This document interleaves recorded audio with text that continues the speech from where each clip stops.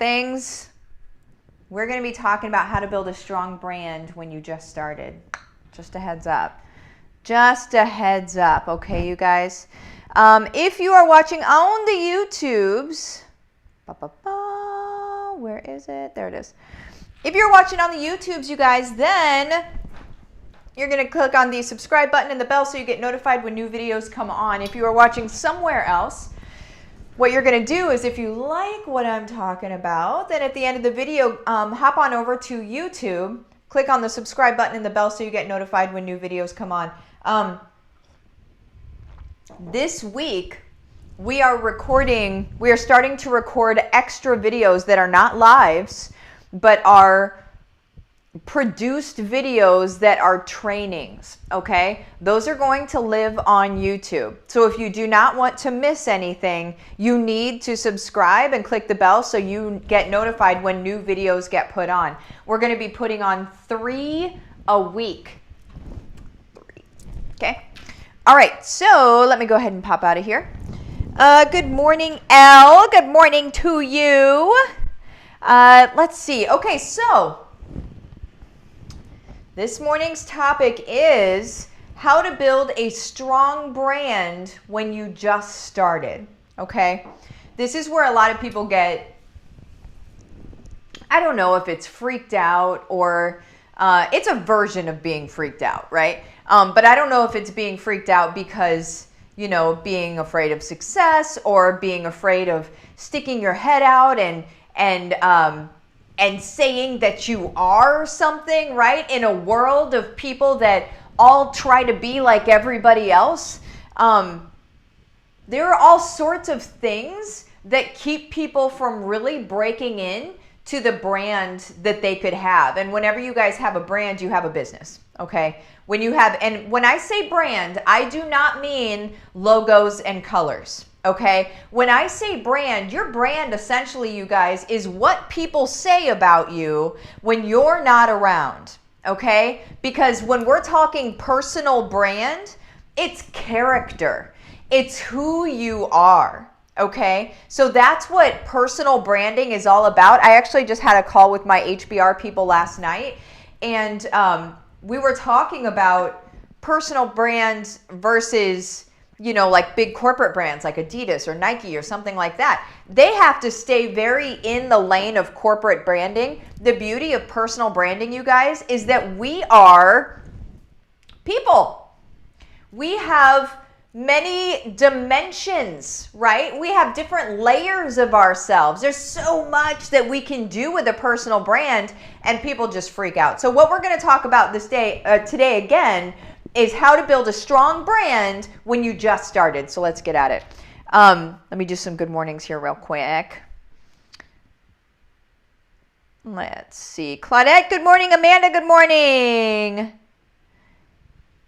D. Roy, good morning. Jody, good morning. Claudette, great. I'm catching your live between seeing my home care clients. Awesome. Lydia, good morning. Thank you for helping me take ownership of my brand. Oh my gosh, always. Heather, hey girl, love your topics. Ah, man. It's just what's needed, just what's needed. So, how to start a strong brand when you just started. First of all, you gotta be okay. You gotta be okay with being different. I'm gonna tell you a little tiny story here about being different and about that being a point of success, okay? There was a time in my business at the very, very beginning that I tried to be like everybody else. I tried to be what I thought was expected of me. What I thought was expected of me, okay? That is so far off base. I figured it out because I went through it and I figured out that that wasn't great, right? But what I have found out, so like I just got this 4-book deal, right? And one of the things that I found out from the publishers, through my publicist, what I found out from them is what attracted them to me was the fact that I'm different. It's the fact that I'm different than everybody else in this market, in this industry, doing the things that I'm doing. It's that I'm different. It's that I can show up with no makeup on. It's that I'm totally transparent and authentic with who I am as a person, both in my straight shooterness, but then also in the way that I show love and the way that I show up in service. And I'm not telling you to be like me. I'm unapologetically me, okay? I don't fit myself into somebody else's idea of what I should be. I'm exactly who I am supposed to be. I show up in the world in a way that makes me feel good. Not in a way that makes me a lot of money. It does make me a lot of money, but I don't do it for that. I do it because it makes me feel good to show up in this way. You guys, whenever you have made your personal brand, whenever you have hit that space right there, you own it. You own it like no one else on the planet can own it. I'm not competing with anybody because I am in my own lane. There is nobody else in my lane, if that makes sense. I don't need to compete with anybody else. There's nobody else that's even like me, right? And there's nobody else that's like you, the real you. And that's what I want you to think about, is the real you. And you have to dig deep on that stuff, okay? And I know hearing somebody say dig deep on that stuff is like, ugh, right? Like, really? Did she just say that? I totally just said that. I totally just said that. But you guys, like in HBR, we walk you through that. There are ways to walk yourself through that. In HBR is like the easy button, okay? HBR, for those of you that don't know, it's Home-Based Revolution. It's where I teach you how to develop multiple income streams from home in about 5 to 10 hours a week, typically 5. And it's all in service, and it's not salesy, weird, yucky, anything like that. That's what HBR is, okay? But that's where I teach you, like the very beginning part of HBR is doing this dig. It's literally called the big dig, okay? And it's to be able to dig down in yourself, to be able to find that place, to find who you are so we can live from there. Because that is where you're going to find success. You're not going to find success trying to be like anybody else, okay? You're going to find frustration. You're going to find failure. You're going to find depression and anxiety trying to be another individual. And those are all for good reason, because you shouldn't be in that space. So yes, it feels bad to do something that you shouldn't be doing. I mean, that makes sense, doesn't it? So, all right, first thing, and that wasn't even my first point. Hi. So first point is to get clear on your bat signal. If you don't know what your bat signal is, you guys, your bat signal is essentially that part of yourself, okay?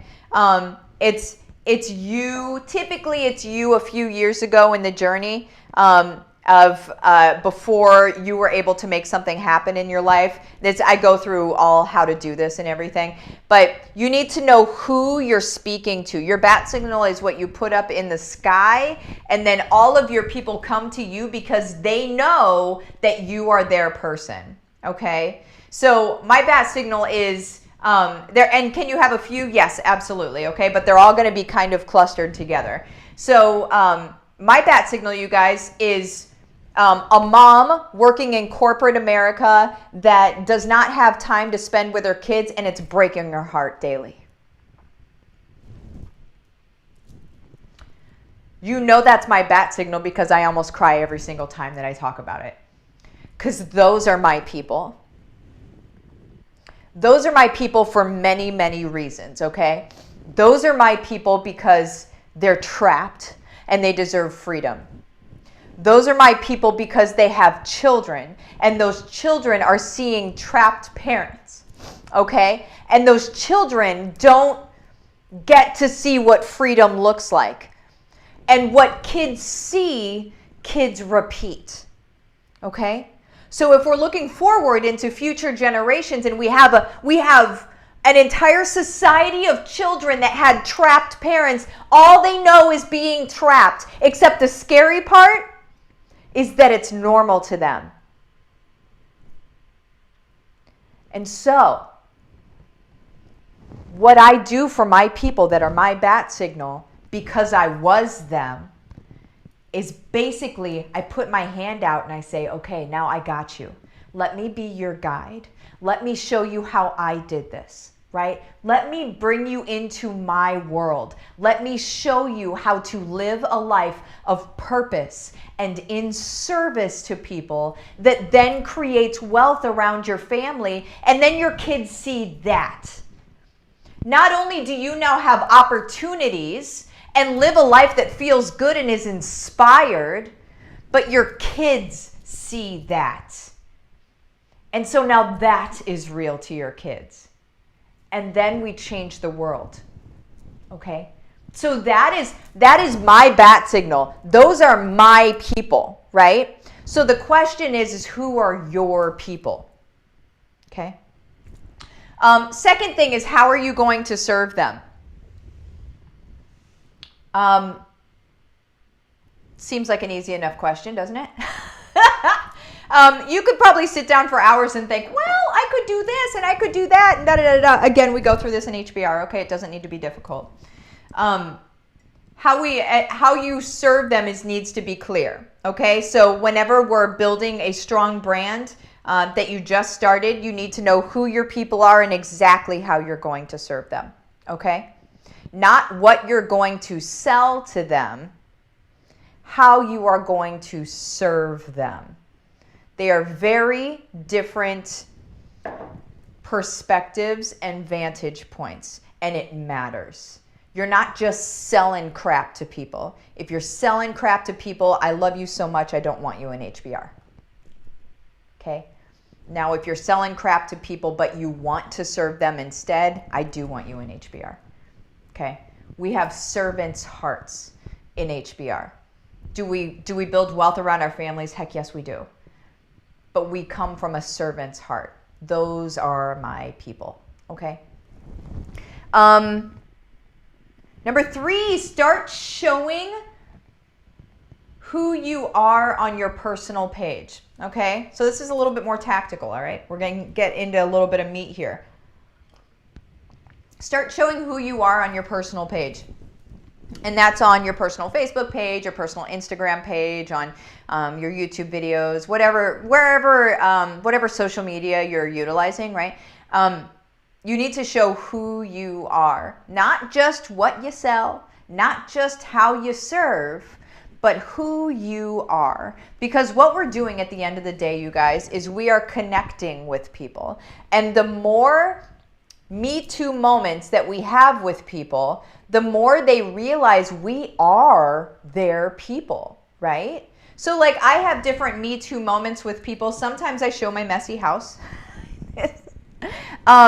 Sometimes I show, like my daughter playing with toys and stuff like that. Sometimes I show like different little trips that we take together and whatever, and things that just we love, right? Or a gluten-free dessert that we got for our daughter. Those are Me Too moments that my people have with me, because they're like, yeah, I'm a messy mom.